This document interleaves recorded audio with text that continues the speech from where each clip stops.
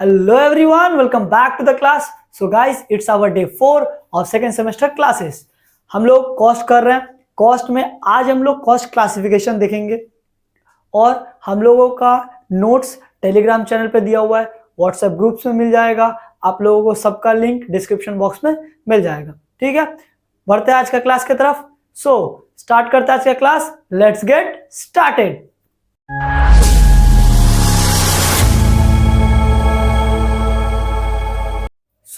Start करते हैं आज का क्लास हम लोगों का. आज का जो क्लास है उसमें हम लोग करेंगे क्लासिफिकेशन ऑफ कॉस्ट. कॉस्ट का क्लासिफिकेशन करना है. होता क्या है सबसे पहले ये समझते हैं. देखो, हम लोग डिफरेंट पर्पस के लिए कॉस्ट यूज करते हैं, डिफरेंट सिचुएशन में कॉस्ट यूज करते हैं. उसी के लिए हम लोग अलग अलग टाइम पे जो कॉस्ट इनकर्ड करते हैं, तो कब कौन सा कॉस्ट किस तरह से यूज होगा, किसको कौन सा कॉस्ट बोला जाता है, वही आज हम लोग सीखेंगे. ठीक है, क्लासिफिकेशन ऑफ कॉस्ट मतलब कॉस्ट जो कि हम लोगों का खर्चा है. कॉस्ट हम लोग पहले क्लास में पढ़े थे. क्या पढ़े थे? कॉस्ट कोई भी प्रोडक्ट बनाने का जो टोटल खर्चा होता है उसको हम लोग कॉस्ट बोलते हैं. कॉस्ट जो होता है वो अलग अलग सिचुएशन में, अलग अलग टाइम पे, अलग अलग नेचर का होता है, अलग अलग टाइप का होता है. हम लोग पूरा धीरे धीरे उसको पढ़ेंगे. सबसे पहले कॉस्ट को बांटा गया है एलिमेंट वाइज. सबसे पहले कॉस्ट को बांटा गया एलिमेंट वाइज. एलिमेंट वाइज में इसको 3 भागों में बांटा गया है. पहला है मटेरियल कॉस्ट, दूसरा है लेबर कॉस्ट, तीसरा है एक्सपेंसेस. पहला मटेरियल कॉस्ट, दूसरा लेबर कॉस्ट, तीसरा एक्सपेंसेस. ठीक है, इसमें जाने से पहले ये समझते हैं सबसे पहले, अच्छा ये जानते हैं कि मटेरियल कॉस्ट को फिर 2 भागों में बांटा गया. इसका फिर 2 बाय प्रोडक्ट है. एक डायरेक्ट, एक होता है इनडायरेक्ट. ठीक है, एक होता है डायरेक्ट, इसका होता है इनडायरेक्ट. मतलब मटेरियल क्या निकाला? डायरेक्ट निकाला और इनडायरेक्ट निकाला. मटेरियल से क्या क्या निकला? डायरेक्ट और इनडायरेक्ट. फिर लेबर से सेम. लेबर का भी 2 बाय प्रोडक्ट है, एक डायरेक्ट और एक इनडायरेक्ट. एक्सपेंस का भी डायरेक्ट और इनडायरेक्ट. तो डायरेक्ट मटेरियल, डायरेक्ट लेबर और डायरेक्ट एक्सपेंसेस, इस तीनों को फिर किस में बांटा गया? डायरेक्ट मटेरियल को बांटा गया direct material, indirect material, direct labour. इसको लेबर कॉस्ट को बांटा गया direct labour cost, indirect labour cost. Expenses को बांटा गया डायरेक्ट एक्सपेंस और इनडायरेक्ट एक्सपेंस. ठीक है, अब आते हैं एक एक करके समझते हैं. सबसे पहले समझते हैं मटेरियल कॉस्ट क्या होता है. मटेरियल कॉस्ट क्या होता है? मटेरियल कॉस्ट उस कॉस्ट को बोलते हैं जब भी हम कोई प्रोडक्ट बनाते हैं. जब भी कोई प्रोडक्ट बनाते हैं तो प्रोडक्ट में लगने वाला सामान, प्रोडक्ट में जो सामान लग रहा है उसका जो खर्चा होता है वो हम लोग का मटेरियल कॉस्ट है. लेट्स से आज हम लोग एक कार मैन्युफैक्चर कर रहे हैं. क्या कर रहे हैं? कार मैन्युफैक्चर कर रहे हैं. कार मैन्युफैक्चर कर रहा है. कार मैन्युफैक्चर 2 तरह से करते हैं हम लोग. या तो एकदम रॉ, एकदम स्टार्टिंग से करते हैं, या फिर असेंबल करते हैं. अगर हम लोग मैन्युफैक्चर कर रहे हैं तो उसमें हम लोगों को लोहा लगेगा, आयरन लगेगा, टीना लगेगा, फिर उसमें हम लोगों को रबर लगेगा. ये सब मेरा रॉ मटेरियल. अगर हम लोग असेंबल कर रहे हैं, हम लोग लेट से असेंबल कर रहे हैं. असेंबल कर रहे हैं तो हम लोगों को क्या क्या लगेगा? हम लोगों को उसका जो बॉडी लगेगा, उसका जो टायर लगेगा, है ना, उसका स्टीयरिंग लगेगा, उसके बाद उसका सीट कवर लगेगा, सीट लगेगा, एक्सेट्रा एक्सेट्रा, बहुत सारा सामान लगेगा. ये जो सामान लग रहा है, ये जो सामान लग रहा है कार में, इसका जो कॉस्ट आ रहा है इसको हम लोग मटेरियल कॉस्ट बोलते हैं. इसको क्या बोलते हैं? मटेरियल कॉस्ट बोल रहे हैं. ये जो सामान लग रहा है, ये जो सारा सामान लग रहा है कार को मैन्युफैक्चर करने में. लेट्स से मेरा कार मैन्युफैक्चरिंग का बिजनेस है, तो इस कार को मैन्युफैक्चर करने में ये मेरा सामान लग रहा है, ये डायरेक्टली सामान लग रहा है, इसको हम लोग क्या बोलते हैं? रॉ मटेरियल या मटेरियल. मतलब एक सामान को बनाने में, एक प्रोडक्ट को तैयार करने में जो जो सामान लगता है उसको हम लोग क्या बोलते हैं? मटेरियल या रॉ मटेरियल. ठीक है, अगला होता है लेबर कॉस्ट. अब देखो, लेट्स से अज्यूम मेरा जो बॉडी है, टायर है, स्टीयरिंग है, सीट है और जो भी सामान लगेगा कार बनाने में, उसको लाकर रख दिए. क्या वो अपने आप कार बन जाएगा? नहीं ना. उसके लिए इंसान लगेगा, कार को ठीक करने, उसका जो टायर है उसको ठीक करने के लिए, स्टीयरिंग ठीक करने के लिए, उसका जो बॉडी है उसको सही जगह पे लाने के लिए, असेंबल करने के लिए, सबको जोड़ने के लिए, सबके लिए लेबर लगता है, इंसान लगता है, इंसान का एफर्ट लगता है, ह्यूमन एफर्ट लगता है। ये जो ह्यूमन एफर्ट लग रहा है ना, इसको हम लोग लेबर बोलते हैं। तो बेसिकली लेबर किसको बोला गया? अच्छा, इतना डिटेल में पढ़ा रहे हैं, अगर किसी का 11th-12th में है तो ये समझ लो, ये जो पढ़ रहे हैं हम लोग इसलिए पढ़ रहे हैं ताकि हम ये सोच के इतना डीप में पढ़ा रहे हैं, जो बीकॉम का बच्चा है उसको पहला बार कॉस्ट आया है, ठीक है। तो लेबर बोलते किसको, जिसको नहीं समझ में आ रहा है, जो पहला बार कॉस्ट पढ़ रहा है उसके लिए इतना डिटेल में बता रहे हैं कि लेबर क्या होता है भैया। लेबर होता है वो ह्यूमन एफर्ट। क्या? Human effort. जो ह्यूमन एफर्ट है, जो इंसानी जो मेहनत लगता है एक काम को पूरा करने के लिए, उसको हम लोग लेबर बोल रहे हैं। मटेरियल वो सामान जो हम लोग को सामान बनाने में लग रहा है, और लेबर जो लेबर जो क्या हो रहा है, जो इंसान एफर्ट डाल रहा है उस काम को करने में। अगर एक कार मैन्युफैक्चरिंग करना है, कार को असेंबल करने में, सामान लाने में, उसको फिट करने में, ये सारे में जो ह्यूमन एफर्ट लग रहा है, इसको हम लोग डायरेक्ट नहीं, उसको लेबर बोलते हैं, उसको पहले लेबर बोलते हैं, ठीक है। उसके बाद एक्सपेंसेस है, उसके बाद एक्सपेंसेस है ना। एक्सपेंसेस क्या होता है? इसके रॉ मटेरियल या मटेरियल और लेबर के अलावा भी तो बहुत सारा खर्चा होता होगा, वो सारा खर्चा एक्सपेंसेस है। क्या बोले? मटेरियल और लेबर, इसके अलावा उस कार को बनाने में जितना भी खर्चा आएगा वो सारा एक्सपेंसेस है, ठीक है। अब आते हैं उसका जो बाय प्रोडक्ट है, मतलब उससे जो हम लोग डिवाइड कर रहे हैं दो भागों में। क्या डिवाइड किए? Direct material, direct labour, direct expenses, indirect material, indirect labour और इनडायरेक्ट एक्सपेंसेस। तो पहले समझते हैं डायरेक्ट मटेरियल, इनडायरेक्ट मटेरियल। अब बात समझना, हम लोग जब कॉस्ट कर रहे हैं ना, तो जो मटेरियल है जैसे कि बॉडी, टायर, स्टीयरिंग, सीट, ये सब ना कार बनाने में सीधा सीधा यूज होता है। मतलब एक कार बनाने के लिए मेरे को ये सारा कुछ लगेगा, है ना, सारा एक ही कार में लग जाएगा। तो हम लोग ऐसा बोलते हैं वो प्रोडक्ट जो है, जो प्रोडक्ट तैयार हो रहा है उसमें डायरेक्टली ये एट्रीब्यूट कर रहा है। मतलब ये सारा सामान है, ये डायरेक्टली कंट्रीब्यूट हो रहा है एक कार पे, सिंगल कार पे, ठीक है। तो हम लोग इस सब का जो प्राइस होगा, ये जो सबका जो कॉस्ट होगा, ये हम लोग डायरेक्ट कार में जोड़ सकते हैं। जो कॉस्ट होगा उसको डायरेक्ट कॉस्ट हम लोग कार में दे सकते हैं। तो ये जो डायरेक्टली इसमें एट्रीब्यूटेबल होता है, इसीलिए इसको हम लोग डायरेक्ट मटेरियल बोलते हैं। ये डायरेक्ट इसमें एट्रीब्यूटेबल होता है। पर कुछ सामान होगा, जैसे कि मान लो जो ग्रीस लगेगा, या फिर जो हम लोगों का नट है, ठीक है, नट बोल्ट है, उसके बाद और भी ऐसा सामान जो डायरेक्टली एक कार पे हम लोग नहीं लगा सकते, जैसे ग्रीस है, या फिर जो भी वो साफ वाफ करने के लिए तेल वेल आता है, ठीक है। तो वो सब का वो जो है वो सभी कार में लगता है। लेट्स से यहाँ पे एक महीने में 20 कार बना, तो वो जो ग्रीस का डब्बा आया, वो सारे 20 कार बना, सब में गया, सब में इसका खर्चा हुआ। अब अगर हम लोग पूरा का पूरा ग्रीस का खर्चा एक कार में दे देंगे तो वो सही नहीं होगा।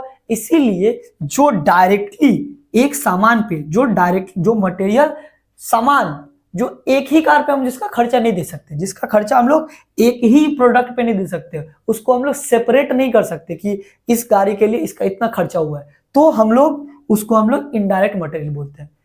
डायरेक्ट मटेरियल कौन सा था? वो मटेरियल जो डायरेक्टली कार पे लग रहा है, जो हम लोग कार बना रहे हैं, जो हमारा प्रोडक्ट बन रहा है उस पर डायरेक्टली लग रहा है। हाँ, ये कार एक कार बना है, इसमें इतना रुपया का टायर लगा, इतना रुपया का स्टीयरिंग लगा, तो ये सब पूरा उस कार का खर्चा है। बट कुछ ऐसा सामान होगा जैसे ग्रीस है, नट बोल्ट है, उसको हम लोग एक स्पेयर पार्ट्स होगा, बहुत सारा स्पेयर पार्ट्स खरीद के लाए। अब हम थोड़ा सा इसमें से जो एक डब्बा होगा ग्रीस का, उसमें से पहला कार में भी लगाए, दूसरा कार में भी लगाए, या फिर जो मटेरियल आएगा वो अलग अलग कार में लगाएंगे। अब वो डब्बा का अगर पूरा का पूरा प्राइस एक कार में दे देंगे तो 19 कार जो एक्स्ट्रा बचा हुआ है उसमें इसका खर्चा नहीं जाएगा। तो हम लोग इसको ऐसे बोल सकते हैं कि ये जो ग्रीस का खर्चा है इसको हम लोग सिंगल प्रोडक्ट पे नहीं निकाल सकते। ऐसा जो खर्चा होता है उसको हम लोग इनडायरेक्ट मटेरियल बोलते हैं। ऐसा मटेरियल जिसका खर्चा हम लोग सेपरेटली नहीं निकाल सकते, जिसका खर्चा हम लोग सेपरेट नहीं कर सकते, उसको हम लोग बोलते हैं इनडायरेक्ट मटेरियल। ठीक है, डायरेक्ट मटेरियल, इनडायरेक्ट मटेरियल समझ में आ गया। अब आता है लेबर। अब क्या आता है? लेबर। लेबर क्या होता है? वैसा खर्चा, वैसा वैसा लेबर जो कि डायरेक्टली, एक लेट से यहां पे हम लोगों का कार बना रहे थे ना, हाँ हम लोग कार बना रहे हैं, तो कार बनाने में जो लेबर है, जैसे कि कोई टायर लगा रहा है, कोई स्टेयरिंग लगा रहा है, कोई सीट कवर लगा रहा है, तो ये एक कार में लग रहा है। ये जो लेबर है किस में लग रहा है? पूरा का पूरा एक सिंगल कार में लग रहा है। तो वो सारा लेबर हम लोग कार में जोड़ सकते हैं। भैया कार बनाने में वो आदमी लोग काम किया है, तो ये सारा खर्चा कहाँ गया? कार में आ गया। ठीक है, लेकिन कुछ खर्चा है जैसे कि मैनेजर का सैलरी है ना, मैनेजर का सैलरी। अब भैया मैनेजर जो है वो तो एक गाड़ी बनाने का सैलरी नहीं लेगा, वो तो पूरा 20 का 20 जो महीना भर में बना होगा, लेट से हम लोगों का 20 बना है, तो 20 गाड़ी बनाने का मैनेजर सैलरी लिया होगा।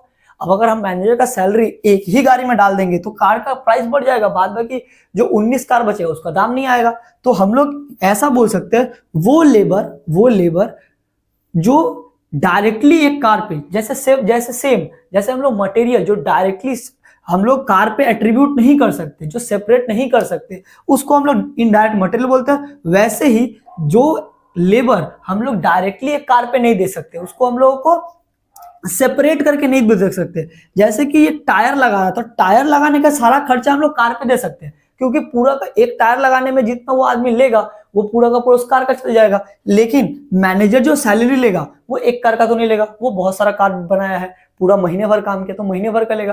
तो हम लोगों को इसका एक सेपरेट कार का हमको मैनेजर का सैलरी नहीं निकलेगा, हम लोग सेपरेट नहीं कर सकते। That's why this is indirect labour, that's why it is indirect labour. ठीक है, सेम तरीका से वो खर्चा जो डायरेक्टली कार बनाने में, जो डायरेक्टली एक प्रोडक्ट बनाने में मेरा खर्चा आया, डायरेक्टली वो खर्चा सिर्फ वही प्रोडक्ट बनाने में लगा है, तो वो डायरेक्ट एक्सपेंसेस है। वैसा खर्चा जो डायरेक्टली बनाने में नहीं लगा है, जो डायरेक्टली मेरे को उस कार पे नहीं लग रहा है, वो मेरा ओवरऑल खर्चा है जो कि हर कार पे थोड़ा थोड़ा करके जाएगा। इसको हम लोग इनडायरेक्ट एक्सपेंसेस बोलेंगे। ठीक है, आई होप एलिमेंट वाइज पूरा ही अच्छे से समझ में आ गया। ठीक है, अगर समझ में आ गया तो हम लोग आगे बढ़ते हैं।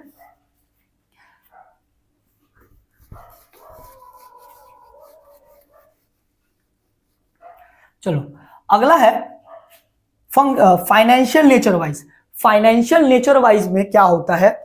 सबसे पहला होता है फाइनेंशियल नेचर वाइज में फाइनेंशियल कॉस्ट, दूसरा होता है नॉन फाइनेंशियल कॉस्ट। और समझना ये फाइनेंशियल कॉस्ट क्या होता है, नॉन फाइनेंशियल कॉस्ट क्या होता है।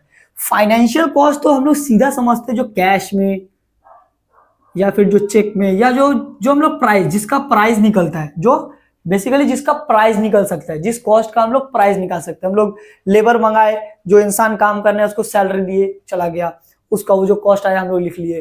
मेरा जो मटेरियल खरीद के लाए परचेज वैल्यू लिख दिए। अगर कोई एक्सपेंसेस किया मेरे से पैसा गया, तो जो बेसिकली कैश, चेक या फिर जो मेरा, या फिर काइंड मेरा जो पैसा जा रहा है, वैल्यू जा रहा है, वो मेरा फाइनेंशियल कॉस्ट में आ रहा है। नॉन फाइनेंशियल कॉस्ट क्या है? नॉन फाइनेंशियल कॉस्ट वो है जिसमें मेरा कैश तो नहीं जाता है, जिसमें कैश नहीं जाता है, मतलब बेसिकली मेरा पैसा नहीं जाता है, बट उसका प्रोडक्शन पे बहुत ज्यादा असर पड़ता है। जैसे जो मेरा लेबर है उसका मोराल डाउन हो जाना, मोराल डाउन हो जाना, मतलब मेरा जो लेबर है उसका मोराल डाउन हो जाना, मतलब उसको काम करने का इच्छा नहीं है। अब समझो मेरा यहाँ कैश तो नहीं जा रहा है, मेरे को कैश नहीं जा रहा है, लेकिन उसका अगर मोराल डाउन रहेगा, तो वो काम नहीं कर पाएगा, वो उतना प्रोडक्शन नहीं कर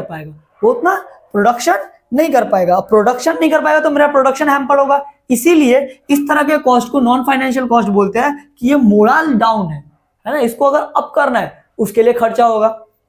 ठीक है, तो ये मेरा प्रोडक्शन हैम्पर करता है, इसमें मेरा कैश नहीं जाता पर प्रोडक्शन हैम्पर होता है, इसमें जो कैश खर्चा है वो फाइनेंशियल कॉस्ट होता है। ठीक है, अगला होता है बिहेवियर वाइज। अगला क्या होता है? Behaviour wise. बिहेवियर वाइज में क्या क्या है? सबसे पहला, बिहेवियर का मतलब क्या होता है? कैसे बिहेव करेगा मेरा कॉस्ट, किस तरह से बिहेव करेगा अकॉर्डिंग टू प्रोडक्शन, उसको हम लोग बिहेवियर वाइज क्लासिफिकेशन बोलते हैं। सबसे पहला आता है वेरिएबल कॉस्ट। वेरिएबल कॉस्ट किसको बोलते हैं? अब बात समझना, अभी हम लोग कार ही मैन्युफैक्चर कर रहे थे, कार ही में देखते हैं। ठीक है, अब एक कार बनाना है, ठीक है, एक कार बनाएंगे, मेरा एक स्टीयरिंग लगेगा, है ना। हम लोग 2 बनाएंगे 2 लगेगा, 5 बनाएंगे 5 लगेगा। तो बेसिकली क्या हो रहा है, अकॉर्डिंग टू प्रोडक्शन, मेरा अगर प्रोडक्शन लेवल के अकॉर्डिंग मेरा वो खर्चा हो रहा है। अगर मेरा प्रोडक्शन लेवल हाई होगा तो वो खर्चा भी हाई हो जाएगा, और प्रोडक्शन अगर लो होगा तो खर्चा भी लो हो जाएगा। मतलब according to production level, according to production level वो ऊपर नीचे जाएगा, कॉस्ट ऊपर नीचे जाएगा अकॉर्डिंग टू प्रोडक्शन लेवल। अगर मेरा प्रोडक्शन ज्यादा होगा तो वेरिएबल कॉस्ट भी ज्यादा आएगा, प्रोडक्शन कम होगा तो वेरिएबल कॉस्ट भी कम होगा। पर यूनिट जब बनते जाएगा वेरिएबल कॉस्ट पर यूनिट वो बढ़ते या घटते चल जाएगा। ठीक है, वेरिएबल कॉस्ट यूनिट के साथ वो चेंज होते रहता है, वैरी करता रहता है, इसलिए इसका नाम क्या है, वेरिएबल कॉस्ट। ये पर यूनिट प्रोडक्शन के साथ ये चेंज होता है। मेरा अगर प्रोडक्शन ज्यादा होगा वेरिएबल कॉस्ट ज्यादा लगेगा, प्रोडक्शन कम होगा तो वेरिएबल कॉस्ट भी कम लगेगा। ठीक है, अगला होता है फिक्स्ड कॉस्ट। फिक्स्ड कॉस्ट का मतलब क्या होता है, फिक्स्ड कॉस्ट का मतलब होता है वो खर्चा जो फिक्स्ड होता है, वो खर्चा जो फिक्स्ड होता है वो प्रोडक्शन के साथ ऊपर नीचे नहीं जाता है, वो प्रोडक्शन के साथ ऊपर नीचे नहीं जाता है। लेट्स से जो कार बना रहे हैं, ये जो कार बना रहे हैं, जहां बनाते हैं वो ना रूम रेंट लगता है, जहां पे हम लोग रह रहे हैं वो जगह का रेंट लगता है। रेंट 50,000 है, लेट्स से रेंट 50,000 है। अब हम एक कार बनाए तो भी हमको 50,000 देना होगा, हम 2 कार बनाए फिर भी हमको 50,000 देना होगा, हम 3 कार बनाए फिर भी हमको 50,000 देना होगा, हम 10 कार बनाए फिर भी हमको 50,000 देना पड़े। तो हम लोगों का दिख रहा है कि हम लोग प्रोडक्शन चाहे ऊपर नीचे जा रहा है, ये खर्चा उतना का उतना ही है, ये खर्चा उतना का उतना ही है। चाहे प्रोडक्शन ज्यादा हो रहा है चाहे प्रोडक्शन कम हो रहा है, ये खर्चा बढ़ घट नहीं रहा है। इसीलिए इसको फिक्स्ड कॉस्ट बोला गया कि भैया ये प्रोडक्शन के साथ ऊपर नीचे नहीं जाता है, लेकिन ये एक लेवल तक ही रहता है। ये एक लेवल तक ये कांस्टेंट रहता है, उसके बाद ये फिर बढ़ता है फिर कांस्टेंट हो जाता है। ये क्या होता है, एक लेवल तक कांस्टेंट रहता है, वो फिर बढ़ता है फिर कांस्टेंट हो जाता है। ठीक है, ये फिर कांस्टेंट हो जाता है। अब समझना कैसे, लेट्स से यहाँ 50,000 रुपया रेंट था और यहाँ ना मेरा कैपेसिटी था 100 कार बनाने का, 100 कार बनाने का। अब ना मेरा प्रोडक्शन बढ़ गया, 100 से ज्यादा हो गया, मेरा 150, लेट्स से 150 प्रोडक्शन हो गया, मेरे को 150 प्रोडक्शन करना है। तो यहाँ पे मेरा कार नहीं बन सकता है, हम लोग क्या करना होगा, दूसरा जगह लेना होगा। तो वो 50,000 पे और रेंट बढ़ा के हम लोग 1 लाख का एक रेंट लेंगे, हम लोग एक और जगह लेंगे, तो वहां मेरे को लेट से 200 कार बनाने का जगह मिलेगा। तो फिर ये 200 कार तक 1 लाख रुपया कांस्टेंट हो जाएगा। जब तक 200 कार बनाएंगे, 1 कार बनाएंगे फिर भी 1 लाख लगेगा, 2 कार बनाएंगे फिर भी 1 लाख लगेगा, 200 कार तक ये 1 लाख ही लगेगा। ठीक है, इस तरह का खर्चा, मतलब ये कांस्टेंट रहता है थ्रू आउट द प्रोडक्शन। इसको हम लोग बोलते हैं क्या, फिक्स्ड कॉस्ट। ठीक है, अब हम लोग चलते हैं अगला, सेमी वेरिएबल कॉस्ट। अगला क्या है, सेमी वेरिएबल कॉस्ट। ये क्या होता है, ये होता है एक लेवल तक ये फिक्स्ड होता है, ये एक लेवल तक फिक्स्ड होता है, उसके बाद ये वैरी करता है। लेट्स से मैनेजर के पास एक फोन है, मैनेजर के पास एक फोन है और वो पोस्ट पेड है। क्या है, पोस्ट पेड है। अब वो पोस्ट पेड में ना बोला है वो 300 का रिचार्ज करवाया है, तो वो 500 कॉल कर सकता है, वो 300 का रिचार्ज में 500 कॉल कर सकता है। अब समझना, जो 500 कॉल है वो 300 रुपया में है। अब वो 1 कॉल करे फिर भी उसका 300 खर्चा हो रहा है, वो 2 कॉल करे फिर भी 300 खर्चा हो रहा है, 5 कॉल करे फिर भी 300 खर्चा हो रहा है, और 500 कॉल करे फिर भी वो 300 ही खर्चा हो रहा है। लेकिन अगर वो 501 कॉल करता है तो फिर वो 1 कॉल का 2 रुपया जुड़ जाएगा, वो 502 कॉल करता है तो फिर 4 रुपया जुड़ जाएगा। मतलब 500 के बाद वो जितना एक्स्ट्रा कॉल करेगा उसका चार्जेस एक्स्ट्रा होते रहेगा। इस तरह के खर्चे को हम लोग सेमी वेरिएबल को बोलते हैं। वो एक लेवल तक तो फिक्स्ड के जैसा बिहेव करता है, उसके बाद वो वेरिएबल के जैसे बिहेव करना स्टार्ट कर देता है। दैट्स व्हाई इसको सेमी वेरिएबल कॉस्ट बोला गया है। ठीक है, इसको सेमी वेरिएबल कॉस्ट बोला गया है। तो अभी हम लोग पर element wise cost, financial nature wise cost और बिहेवियर वाइज कॉस्ट। ठीक है, अगला हम लोगों का है कंट्रोलेबिलिटी के हिसाब से कंट्रोलेबल कॉस्ट और अनकंट्रोलेबल कॉस्ट। वो कॉस्ट जिस पे हम लोगों का कंट्रोल होता है वो कंट्रोलेबल होता है, और जिस पे हम लोगों का कंट्रोल नहीं होता है वो अनकंट्रोलेबल कॉस्ट होता है। ठीक है, तो आज के लिए हम लोगों का इतना ही। हम लोग अगले क्लास में देखेंगे function wise classification, incidence wise classification और कुछ अदर कॉस्ट के बारे में। ठीक है, मिलते हैं अगले वीडियो में, तब तक के लिए बाय बाय।